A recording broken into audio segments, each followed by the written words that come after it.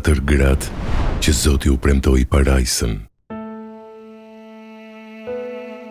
Në historinë e botës, njerëzit shpesh kanë ngritur monumente për mbretëreshat, perëndëreshat, edhe gratë që zotëruan pasuri apo bukuri përrallore.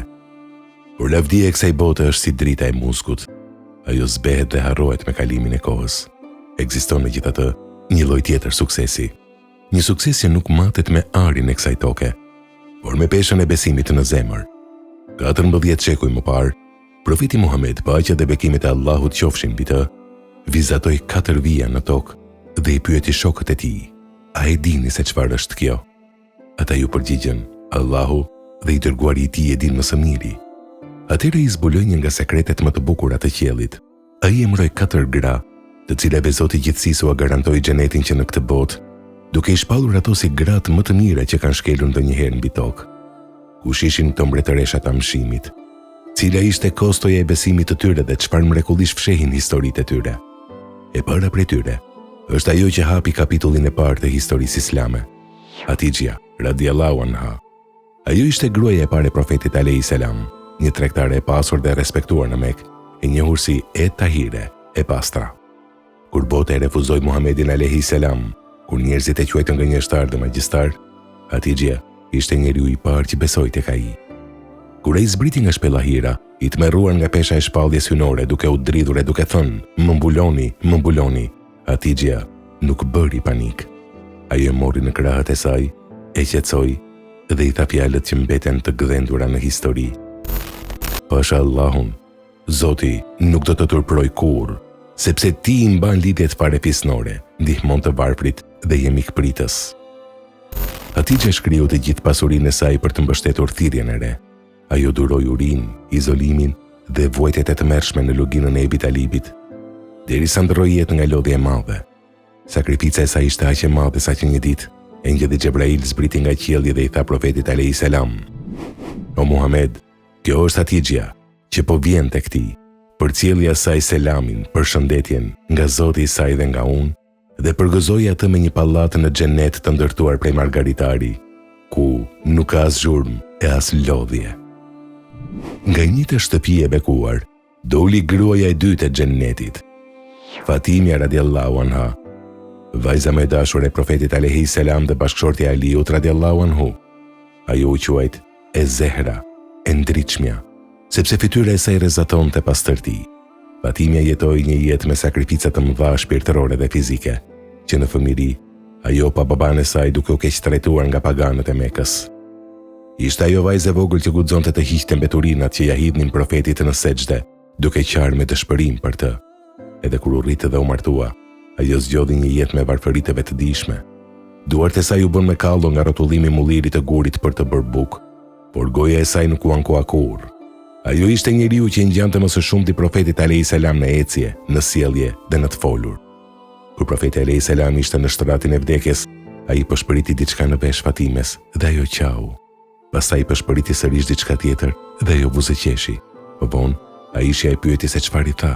Fatimia u përgjigj: "Hera e parë qava sepse më tregoi se do të ndërronte jetë, ndërsa herën e dytë buzëqesha sepse më tha: a nuk i e kënaqur që të jesh mbretëresha, zonja e grave të besimtarve dhe zonja e grave të xhenetit?" Gruaja e tretë na çon pas në kohën në pallatin e njeriut më mizor të historisë njerëzore, faraonit e Egjiptit. Ajo është Asia.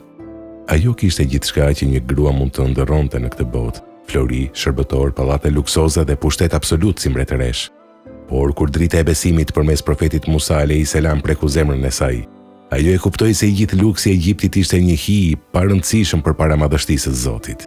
Kur faraoni zbuloi se bashkëshortja e tij besonte në Zotin e Musait, ai u çmend, u tërbua. Ai urdhëroi që ta nxjerrnin në shkretë të tir, ta lidhnin me gozhë dhe zinxhir në ndjellin përbëlues dhe t'i vendosnin një shkëmb gjigant mbi gjoks për t'i thyer besimin.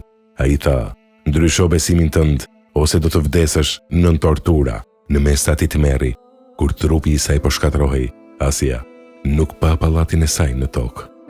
Ajo ngriti syt nga qielli dhe bëri duan që Allahu e dokumentoi në Kur'an për të gjithë brezat në surën El Tahrim, ajeti 11.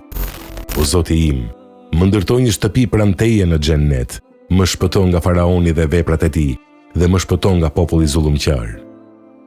Historia në tregojnë se në atë sekund, Allahu ja hapi perdet e qiellit dhe ajo e pa shtëpinë e saj në xhennet. Ajo filloi të buzëqeshte nga gëzimi, ndërsa shkëmbi po binte mbi të. Ajo vdiq si një mbretëreshe lirë, duke lënë pas një leksion. Asnjë tiran nuk mund ta roborojë dot një shpirt që është lidhur me Zotin. Dhe e katërta, e vetmja grua që përmendet me emër në Kur'an dhe që ka një sure të tërë të emëruar sipas saj, është Meriemi, Maria, vajza e Imranit dhe nëna e profetit Isa alayhis salam. Ajo prezantonte kulmin e devotshmërisë, përkushtimit dhe delirësisë femërore, që në fëmijëri ajo u izolua në tempull për të shërbyer dhe adhuruar Allahun natë e ditë. Sprovesa ishte një nga më të rëndat që mund të përjetojë një grua e ndershme. Zoti dërgoi engjëllin Xhibrail për t'i dhënë lajmin se do të lindte një djalë, pa pasur kurrë një bashkëshort. Meriemja e dinte se çfarë do të thoshte kjo në shoqërinë e saj. Do ta akuzonin për imoralitet, do ta fyenin dhe do t'i shkatërronin nderin. Gjatë dhimbjeve të lindjes, e vetmuar në një palmë në kulmin e ankthit njerëzor ajo tha: sikur të kisha vdekur para kësaj e të isha harruar tërësisht. Por besimi i saj nuk u lëkund. Ajo u kthye tek populli i saj duke mbajtur foshën në krah. Kur ata filluan ta fyenin, foshnja e saj, Isa alayhis salam, foli nga djepi me lejen e Allahut, duke dëshmuar pastërtinë e nënës së tij. Allahu i madhëruar i lavdëroi atë në Kur'an si një model për të gjithë besimtarët. Edhe me Iremen, të bien e Imranit, që e ruajti nderin e saj, ajo u besoi fjalëve të Zotit të saj dhe librave të tij, dhe ishte nga të dëshpëruarit, të bindurit ndaj Zotit. Surja Tahrim 12. Këto janë 4 mbretëreshat që udhëheqin gratë e xhennetit. Po të shikojmë me vëmendje historitë e tyre, shohim se ato nuk kishin të njëjtën jetë. Hatice dhe Fatimia patën mbështetjen e burrave më të mirë, ndërsa Asia jetoi me burrin më të keq të botës. Meriemi nuk pati fare burr dhe u sprovua në nderin e saj.